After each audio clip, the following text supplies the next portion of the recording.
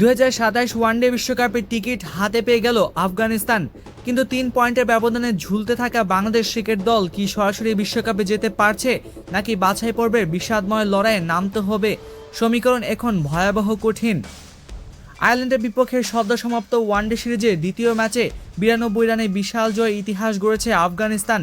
এই এক জয়ে তারা র্যাঙ্কিংয়ে 8 নম্বর স্থান পোক্ত করে 2027 দক্ষিণ আফ্রিকা ও জিম্বাবুয়ে বিশ্বকাপের টিকিট নিশ্চিত করে ফেলল। আইসিসি নিয়ম অনুযায়ী আগামী 30 সেপ্টেম্বরের মধ্যে র্যাঙ্কিংয়ের সেরা 10টি দল সরাসরি খেলবে মূল পর্বে।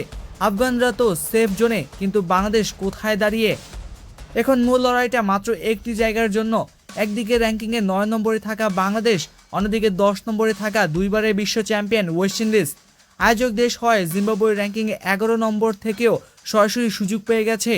ভারত, অস্ট্রেলিয়া, ইংল্যান্ড, পাকিস্তান, শ্রীলঙ্কা আর আফগানিস্তান মিলিয়ে 9টি সিট ইতিমধ্যেই বুকড। এখন দশম দল হিসেবে সরাসরি কে যাবে, বাংলাদেশ নাকি ক্যারিবীয়রা? 30 সেপ্টেম্বরে কাট অফ ডেটের আগে প্রতিটি ম্যাচ এখন বাংলাদেশের জন্য ফাইনাল ম্যাচ। সামান্য একটি ভুল বা সিরিজ হারলেই ক্যারিবীয়রা টেনে নিচে নামিয়ে দেবে বাংলাদেশকে, আর র্যাঙ্কিংয়ে 10-এর নিচে নামা মানেই বাছাই পর্বের কঠিন ফাঁদে পড়া। আপনার কি মনে হয়, শান্ত মিরাজরা কি সরাসরি বিশ্বকাপের টিকিট কাটতে পারবে, নাকি বাছাই পর্ব খেলতে হবে? আপনার মতামত কমেন্টে জানান। আর ক্রিকেটের এমন গরম খবর সবার আগে পেতে চ্যানেলটি এখনই সাবস্ক্রাইব করে রাখুন।